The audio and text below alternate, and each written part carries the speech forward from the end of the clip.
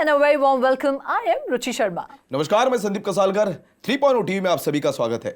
Crypto TV has rebranded itself as 3.0 TV to provide an all-round update to viewers and help broaden the understanding of the evolving digital segment, including cryptocurrencies, blockchain projects, metaverse, non-fungible tokens, cybersecurity, and several other related issues.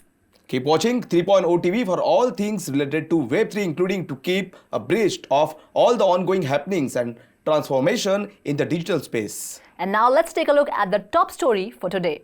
Cryptocurrencies rebounded Friday in anticipation that a slower pace of new jobs addition will underscore the ongoing weakness in the US economy, forcing the Federal Reserve to slow its pace of rate hikes. Bitcoin rebounded above $23,420 in intraday trades. US stock futures wavered while the dollar strengthened against other major currencies and US bonds rose on safe haven appeal. The labor market has been a key sign of US economic strength, though economists estimate that the pace of new job additions slowed in July from the previous month. Bitcoin was recently seen trading 2% higher at around $23,410, while ETH, the second biggest cryptocurrency, traded around $1,710, up nearly 6% in the past 24 hours. Hyderabad की ED ने loan app case के संबंध में एक crypto currency exchange में पड़े 100 करोड़ रुपए से ज्यादा को फ्रीज कर दिया है।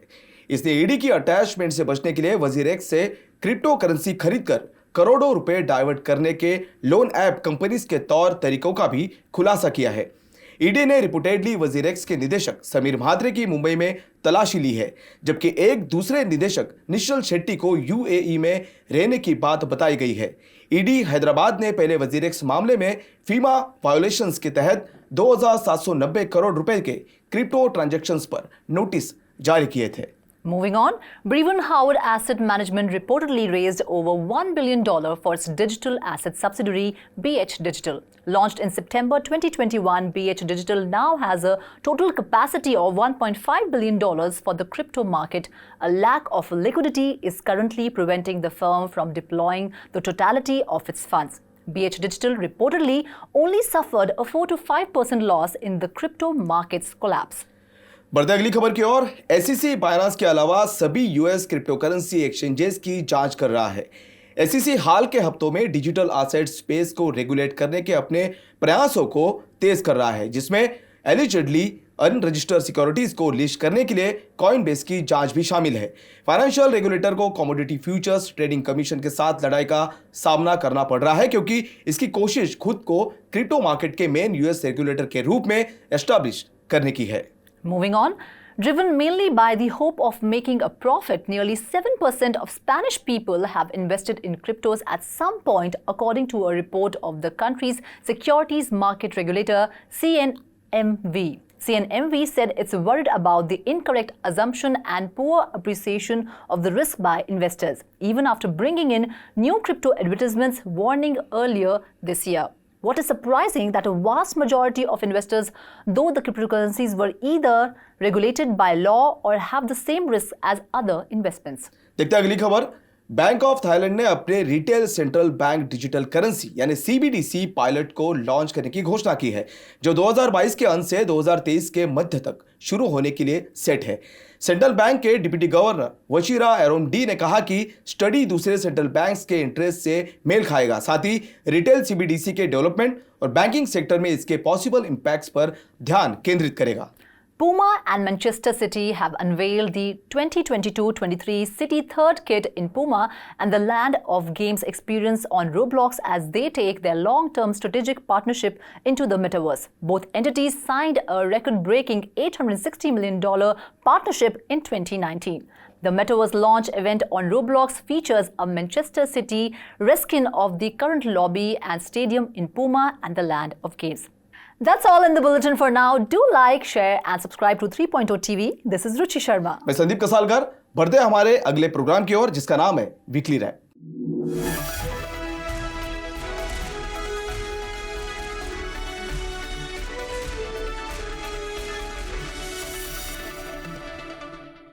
Hello and a very warm welcome to Crypto Weekly Wrap, where we get you latest news and updates of top events from Cryptoverse that happened in the past week.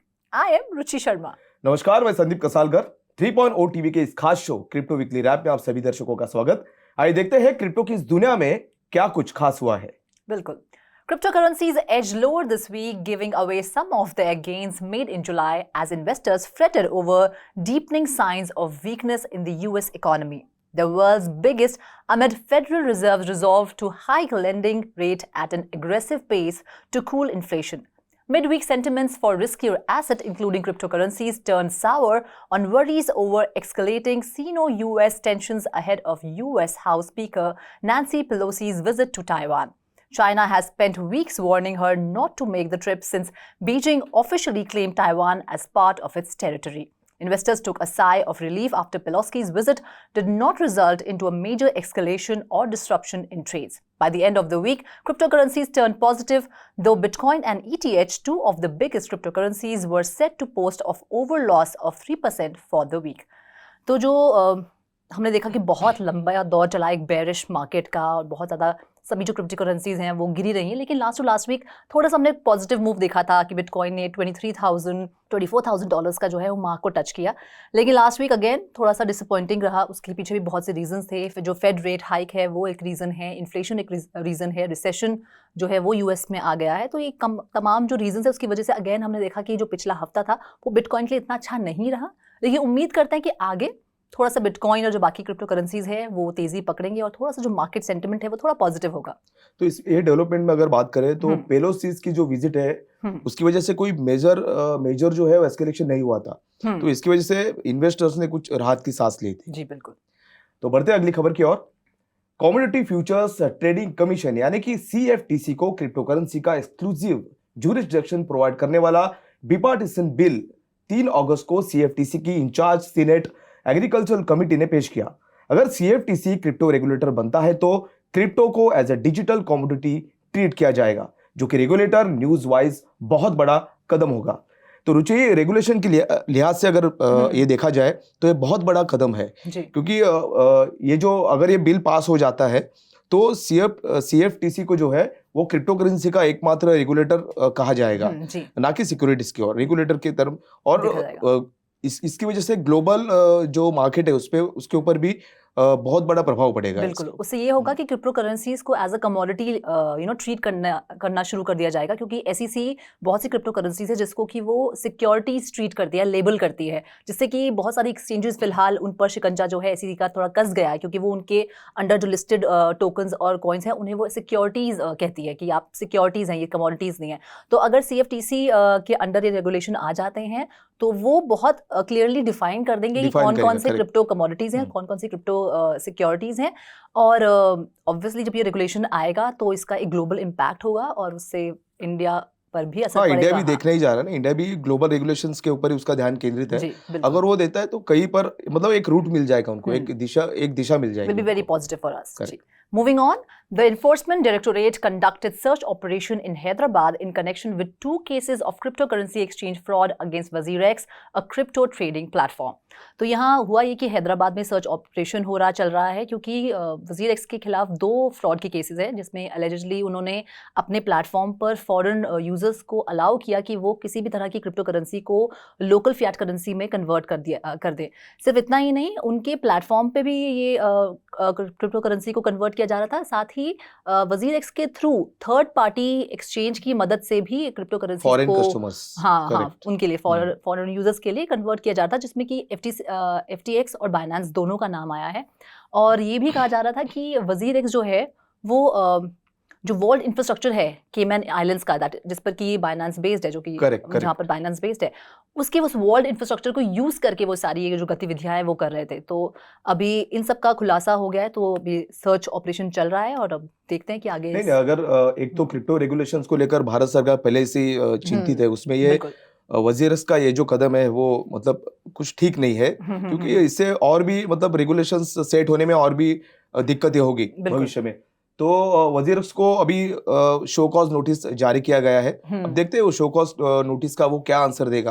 Actually उसमें भी क्योंकि उन्होंने फीमा को violation, उसके खिलाफ violation हुआ है, जिसमें कि 2790 करोड़ का जो है क्रिप्टो करेंसी उन्होंने अनडिस्क्लोज्ड अकाउंट्स या सोर्सेज में ट्रांसफर किया है, तो वो भी एक शो कॉज नोटिस जो है उन्हें मिला हुआ है। तो अभी फिलहाल थोड़ा से मैं कहूंगी वजीर एक्स के दिन अभी सही नहीं है, थोड़ा सही वक्त नहीं चल रहा है। चलो बढ़ते अगली खबर की ओर। Crypto lending platform Voyager Digital के यूजर्स अब चैन की सांस ले सकते हैं, क्योंकि यूएस बैंकरप्सी कोर्ट ने वॉयजर को मेट्रोपॉलिटन कमर्शियल बैंक से अफेक्टेड कस्टमर्स को $270 मिलियन डिस्पर्स करने का आदेश दिया है। तो फाइनली वॉयजर के जो यूजर्स है वो लकी साबित हो रहे, क्योंकि फाइनली उनको जो है, जो अफेक्टेड कस्टमर्स है उनको वो उनका जो फंड्स जो है अफेक्टेड हुए हैं उनको अभी रिटर्न मिल रहा है।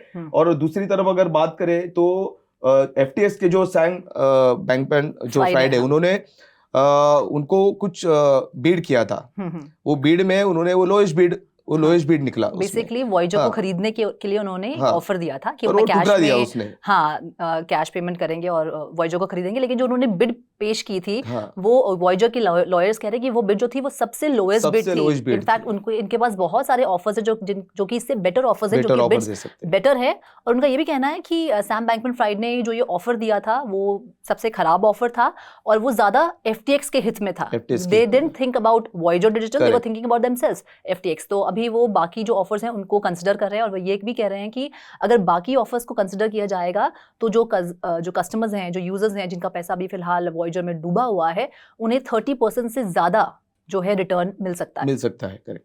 Moving on, Meta, the owner of Facebook, Instagram, and WhatsApp, has begun to roll out non-fungible tokens in 100 countries after integrating with Coinbase Wallet and Dapper. Meta posts its first ever quarterly revenue decline. Facebook parent Meta platforms plan to take on debt.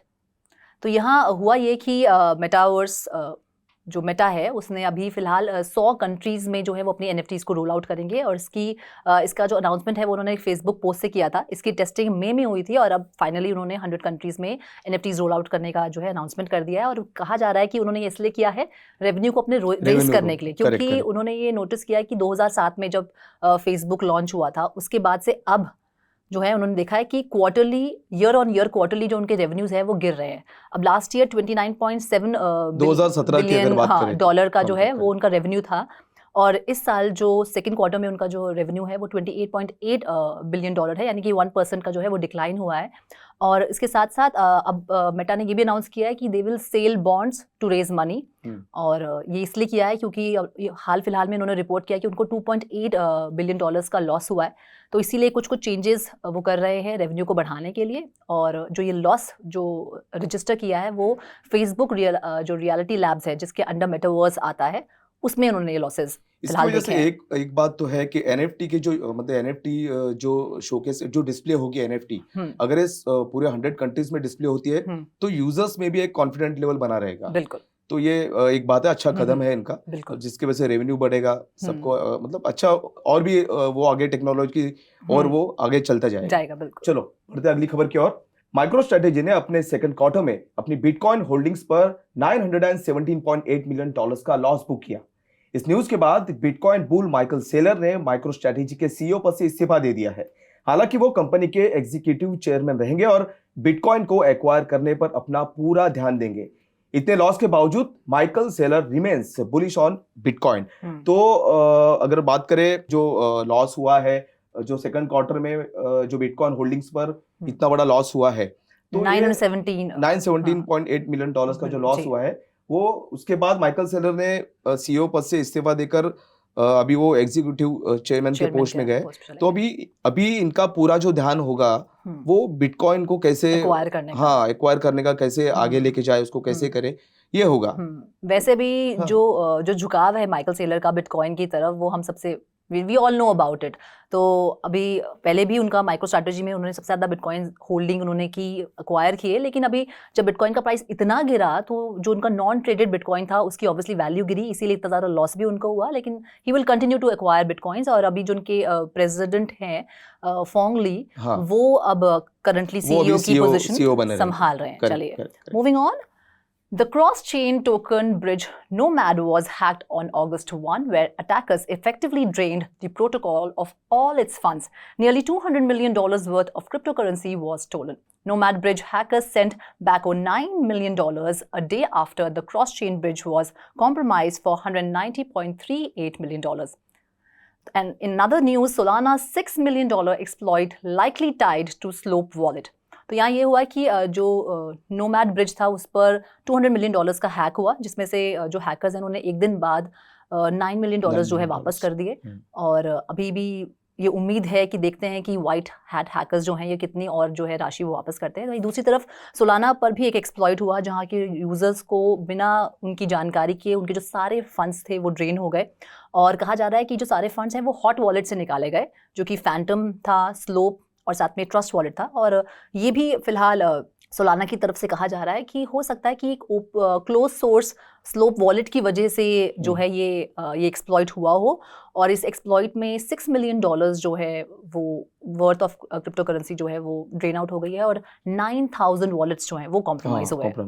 नहीं, जैसे आपने बोला $9 million वो 6 million जी। नहीं, उन्होंने जो return किए हैं, हैकर्स ने जो रिटर्न किए हैं, पर ये तो हार्डली 4.75% ही है। जी, एक्चुअली ये तो कुछ है नहीं, मतलब अगर रेशो की बात करें तो कुछ है नहीं, कुछ भी नहीं है। पर अगर पता नहीं, अगर समझो नोमाड आगे जाकर कुछ बाउंटी ऑफर करता है, जैसे लास्ट टाइम भी हम लोगों ने डिस्कस, बाउंटी ऑफर करता है, तो अगर वो तो फिर वो आगे बढ़कर और भी जो भी लॉसेस हुआ है वो उसको रिकवर कर देंगे, कर सकते हैं, बिल्कुल। लेट्स सी, अभी देखते हैं आगे क्या होता है। तो बढ़ते हैं अगली खबर की ओर। क्रिप्टो विंटर के कारण क्रिप्टो कंपनी सर्वाइव करने के लिए स्ट्रगल कर रहा है। क्रिप्टो एक्सचेंज कॉइनफ्लेक्स ने कॉस्ट कटिंग के चलते ऑलमोस्ट अपने 50% स्टाफ को ले ऑफ कर दिया। वहीं ऑनलाइन ट्रेडिंग ब्रोकरेज रॉबिनहुड ने भी 780 एम्प्लॉयज यानी 23% स्टाफ के कटौती की घोषणा की है। तो कॉइनफ्लेक्स ने जो एक कदम उठाया है कि एम्प्लॉयज की जो कटौती हो रही है, तो आखिरकार अगर पूरी मार्केट की बात करें, क्रिप्टो मार्केट की बात करें, तो सब उतार चढ़ाव इतनी उथल पुथल हो रही है, तो इनको कहीं पर इनसिक्योरिटीज फील हो रही है, तो इसकी वजह से वो कटौती कर रही है। पर भविष्य में अभी ये जो कदम उन्होंने उठाया है, ये कदम की वजह से वो फिर से उसको स्ट्रांगली, फिर से जो उनकी कंपनी है वो फिर से उनको स्ट्रांगली पोजीशन करेगी और बाद में फिर से उसको हायर करेगी। एक्चुअली ऐसा होता है बेयर मार्केट में, जब लॉसेस बहुत ज्यादा होता है तो कहीं ना कंपनी ये सोचती है, पहले एम्प्लॉयज को निकालने से पहले सोचते हैं कि कुछ कॉस्ट कटिंग कंपनी के अंदर ही कर लें और एम्प्लॉयज को ना ले ऑफ किया जाए। लेकिन देन आई थिंक ये शायद लास्ट विकल्प ही उनके पास रह जाता है। बट होपिंग कि आगे थोड़ी बुलिश मार्केट हो और बहुत से लोगों को एम्प्लॉयमेंट मिले, एम्प्लॉयमेंट बढ़े, डबल एम्प्लॉयज को हायर किया जाए। Hoping for that. तो आज के इस वीकली रैप में बस इतना ही। अगली बार फिर मिलते हैं क्रिप्टो वर्ल्ड की बिल्कुल नई खबरों के साथ। तब तक के लिए मैं Sandeep Kasalkar and this is Ruchi Sharma signing off. Do like, share and subscribe to 3.0 TV. Have a great weekend.